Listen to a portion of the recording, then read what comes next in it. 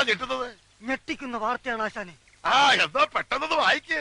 പ്രത്യേകിച്ച് തെളിവുകളൊന്നും കയ്യിലില്ലാതെ പിണറായി വിജയൻ വന്നെ പീഡിപ്പിച്ചു എന്ന് പറഞ്ഞാലും അത് നാളെ ഇവിടെ ചർച്ചയാണ്. അതിപ്പോ ഓരോ കീഴ്വഴക്കങ്ങളാവുമ്പോ സാധാരണ ജനങ്ങളെ ബാധിക്കുന്ന ഒരുപാട് വിഷയങ്ങൾ ഇവിടെ നടക്കുമ്പോ ഈ ഒരു സീരിയൽ ഗർഭം ചർച്ച ചെയ്യാൻ ഉളുപ്പില്ലേ ചാനലുകാരെ നിങ്ങൾക്കൊക്കെ? അതൊന്നും എനിക്കറിയാൻ മേല. ഇങ്ങനെ എന്തെങ്കിലുമൊക്കെ പറയുമ്പോഴേ എന്റെ മനസ്സിനൊരു സന്തോഷം. കേരളത്തിൽ ഇപ്പോ ഒരു പെണ്ണ് കേസ് ഇല്ലാത്ത ഒരു ഇലക്ഷൻ നടക്കുക എന്ന് പറയുന്നത് ഭയങ്കര ബുദ്ധിമുട്ടുള്ള ഒരു കേസാണ്. അത് ശരിയാ. പിന്നെ ആ ശബ്ദരേഖയും കൊണ്ടെടുക്കുന്ന ആ പെൺകുട്ടിയോട് എനിക്ക് ഭയങ്കര ക്യൂരിയോസിറ്റി ഉണ്ട്, നിങ്ങൾ പ്രസവിച്ചോ ഇല്ലേന്ന് അറിയാൻ വേണ്ടിയിട്ട്.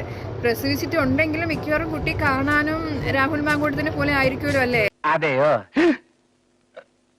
പിന്നെ എനിക്ക് മനസ്സിലാവാത്തൊരു കാര്യം, ഒരു പ്രശ്നം വരുമ്പോൾ എന്തുകൊണ്ടായിരിക്കും ഈ പുരുഷന്മാരുടെ മാത്രം അവരുടെ ഫോട്ടോയും അവരുടെ കുടുംബ ചരിത്രവും മാത്രം ഇങ്ങനെ കൊണ്ടിട്ട് അലക്കുന്നത്? ഈ പെണ്ണുങ്ങൾക്ക് എന്താ ഊരും പേരും ഒന്നുമില്ലേ? അല്ലെങ്കിൽ എന്താ ഈ പെണ്ണുങ്ങൾക്ക് പ്രത്യേകിച്ച് വല്ല കൊമ്പും ഫിറ്റ് ചെയ്ത് കൊടുത്തിട്ടുണ്ടോ? നല്ല ഉശിര് അല്ലേ?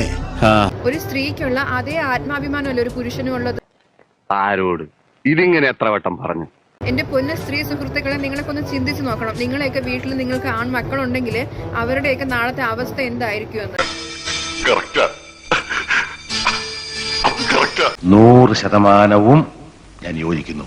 ഒളിഞ്ഞു മറഞ്ഞു ഇരുന്ന് യുദ്ധം നടത്തുന്ന പെൺകുട്ടി നിന്നോട് പുച്ഛമാണ്. എല്ലാ സ്ത്രീകൾക്കും നീ ഒരു അപമാനമാണ്. താങ്കൾക്ക് കുറച്ചെങ്കിലും മാന്യത ഉണ്ടെങ്കിൽ ഇങ്ങനെ പ്രതികാരദാഹിയായിട്ട് ഇടയ്ക്കിടയ്ക്ക് ഇങ്ങനെ പൊന്തി വരാതെ നേരിട്ട് ഇറങ്ങി വന്ന് കേസ് കൊടുക്കണം. നമ്മുടെ എല്ലാവരുടെയും വീട്ടിനടുത്തൊക്കെ എന്തായാലും പോലീസ് സ്റ്റേഷൻ കാണുമല്ലോ. അതിന് മുഖ്യമന്ത്രിയെ പ്രത്യേകിച്ച് പോയി കാണേണ്ട ആവശ്യമൊന്നുമില്ലല്ലോ.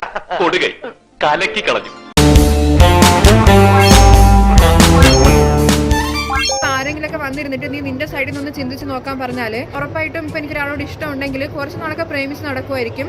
അത് കഴിഞ്ഞ് നേരെ വീട്ടിൽ പോയി കല്യാണം ആലോചിക്കും. അല്ലാതെ ഞാൻ അവിടെയും എവിടെയും കയറി ഇറങ്ങി കൂടെ പോയി കിടന്ന് ഗർഭം ഉണ്ടാക്കലായിരിക്കില്ല ഞാൻ ചെയ്യുന്നത്.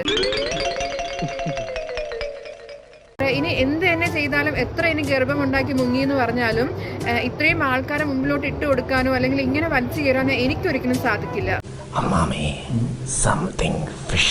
ഞാൻ മുമ്പിൽ നിന്ന് ചിരിച്ചു കൊടുത്താലോ അല്ലെങ്കിൽ കുറച്ച് സ്നേഹം ഇങ്ങനെ വിതറിയാലോ മാത്രം ഉണ്ടാകുന്നതല്ലല്ലോ ഈ ഗർഭമൊന്നും. ഈ അവഹിതം എന്ന് പറയുന്നത് ഉണക്കമീൻ പോലെയാടി. നാട് മൊത്തം നാറിയാലും നമുക്ക് നല്ല രുചിയായിരിക്കും. ഇനി ഞാനിവിടെ നിന്ന് ഡയലോഗ് പറഞ്ഞ കരഞ്ഞു പോകും. ഉസ്മാനെ രക്ഷപ്പെട്ടോ.